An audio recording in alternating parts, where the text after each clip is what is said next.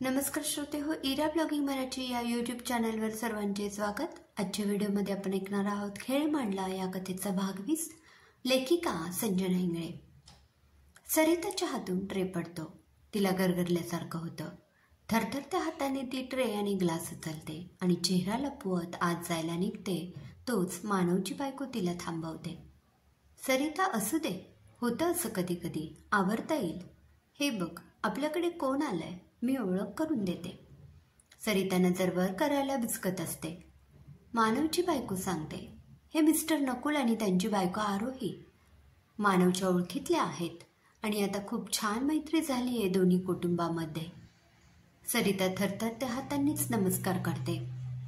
आरोहीकडे बघण्याची सरिताची हिंमत होत नाही। अहो, पाण्याचा ट्रे पडलाय फक्त, इतक्या का घाबरताय? आरोही म्हणाली तशी सरिता अजूनच घाबरली।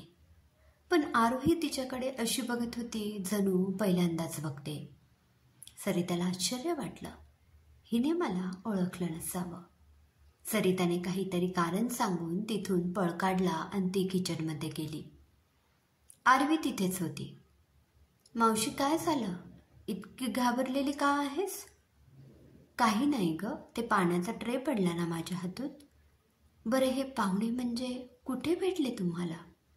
अगं, खूप वाईट घटना घडली आहे त्या आंटींच्या बाबतीत। एका अपघातात म्हणे त्यांची सगळी मेमरी गेली। त्यांना आधीचं काहीच आठवत नाही म्हणे। सरिताच्या डोळ्यासमोरून तो प्रसंग गेला।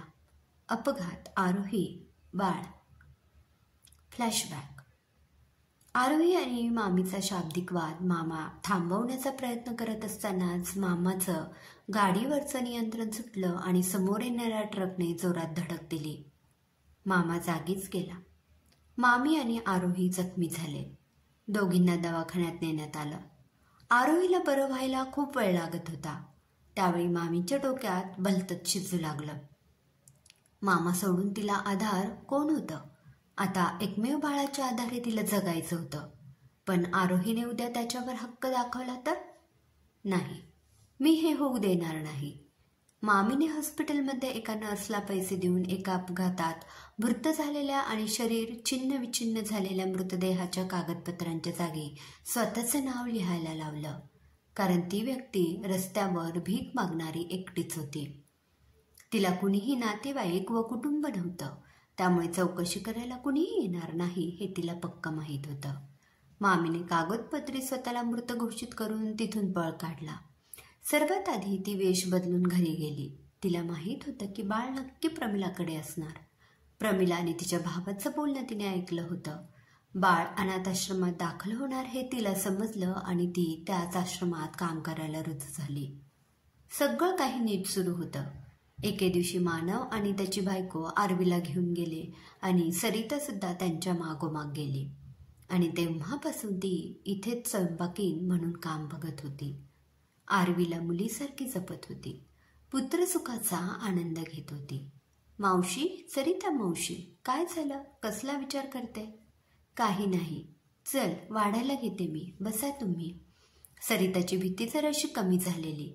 आरोहीला काही आठवत नाही हे एका अर्थी तिच्यासाठी चांगलंच झालं होतं। सरिताने सर्वांना ताटं मांडली। सर्वांना डायनिंग टेबलवर बसायला सांगितलं। सरिताने वाढायला घेतलं। एक एक पदार्थ वाढून झाला। आरवीला खीर आवडते म्हणून तिला जरा जास्तच वाढली। खिरीवर छान साजूक तूप सरिता वाढत होते। खिरीवर तूप नको, मला नाही आवडत, आरवी आणि आरोही सोबतच एका सुरात बोलल्या। अय्या आंटी, तुलाही नाही आवडत का तूप? नाही ना, पण खीर म्हणजे अगदी जीव की प्राण, सो स्वीट। आपली आवड एकच आहे ना? दोघींना हा योगायोग वाटत होता, पण सरिताच्या डोळ्यात मात्र पाणी तरळलं। कितीही झालं तरी आरवी आरोहीचीच सावली, तिचाच अंश। कितीही वेगळे झाले असले तरी नाळ तीच राहणार होती। सरिताला एकीकडे पुत्रसुखाचं समाधान होतं तर दुसरीकडे आरोहीबद्दल खूप वाईट वाटत होतं। स्वतःचं मूल समोर असून ते दुसऱ्याचं म्हणून अंतर ठेवावं लागतंय। जेवण झाली। सरिता सगळं आवरू लागली।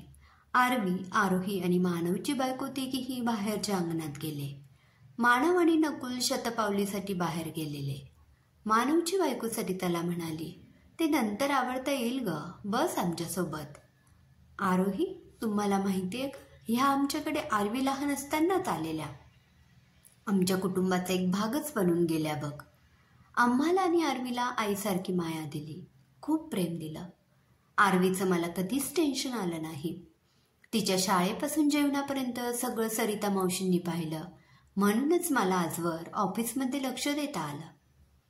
आरोही शांतपणे सगळं ऐकत होती. सरिता म्हणाली, ताई बस की आता कौतुक.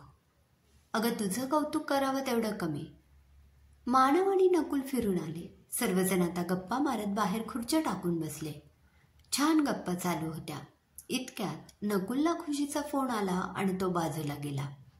आरवी म्हणाली, आई आईस्क्रीम आणलंय, ते आणू का? हो आण बाळा.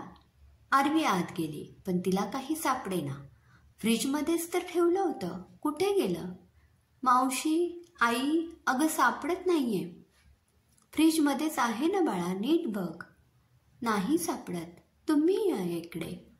सरिता आणि मानवची बायको आत गेल्या. आता फक्त आरोही आणि मानव एकमेकांसमोर बसलेले. मानवला असं वाटत होतं की आरोहीला ओरडून ओरडून सांगावं की एकेकाळी एकमेकांना आपण प्रेमाच्या शब्दा दिलेल्या, खूप प्रेम केलं होतं एकमेकांवर. तुला मी खरंच आठवत नाहीये का? पण मानवने स्वतःवर खूप नियंत्रण ठेवलं. आरोहीने मानवकडे पाहिलं. काही वेळे दोघेही एकमेकांच्या नजरेत हरवून गेलेले. ही मुलगी पण ना, फ्रीजमध्ये अगदी मागे आईस्क्रीम ठेवून दिलं आणि समोर असून दिसत नव्हतं हिला. सरिता आणि मानवची बायको परत येत बोलत होत्या. सर्वांनी मिळून आईस्क्रीम खाल्लं. चला निघूया आता. मानव सर, खूप छान पाहुणचार केलात तुम्ही, पण पुढच्या वेळी तुम्ही आमच्याकडे यायचं बरं का. नकुल आणि आरोही निघाले. आरवीला चुकल्यासारखं वाटत होतं. आरोही परत मागे फिरली आणि सरिता मावशीजवळ जाऊन हळूच म्हणाले, तुम्हाला मामी म्हटलं तर चालेल? क्रमशः.